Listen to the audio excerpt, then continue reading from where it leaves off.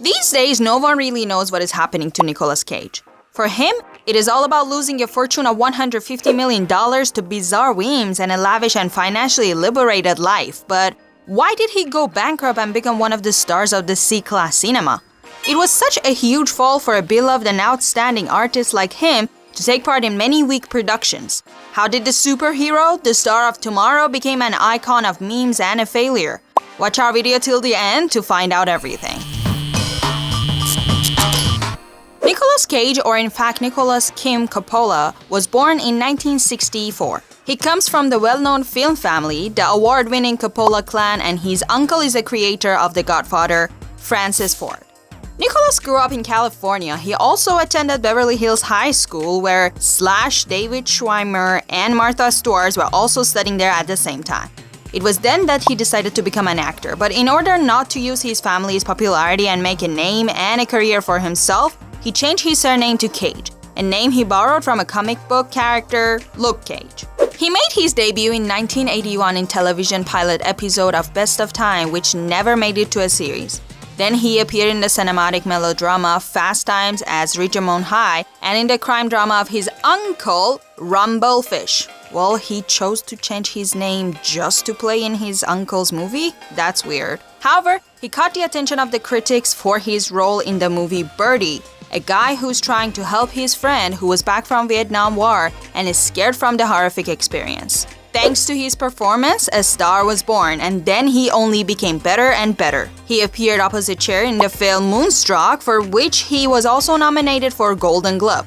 Wild at Heart of David Lynch, where he wears this iconic jacket and sings Love Me Tender from the idol Elvis Presley. For portraying the alcoholic Ben in the movie Leaving Las Vegas, he won many awards, including Golden Globe and Oscar. In 1996 to 2011, thanks to his presence in numerous successful film productions, he made a fortune of $150 million, and Forbes magazine announced him as one of the best paid actors of all time.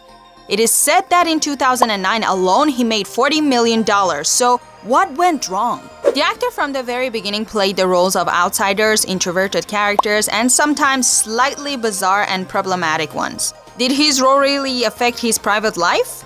Nicolas was known for his rather extreme approach to the characters he played. For the role in Birdie, for example, he took 2 of his teeth out without anesthesia. For the movie Vampire's Kiss, he really ate a cockroach, and while preparing for the movie Bringing Out the Dead, he spent a few days at the emergency room. That is insane. His personal life, he did not avoid strange and very extravagant decisions. Let's take a look.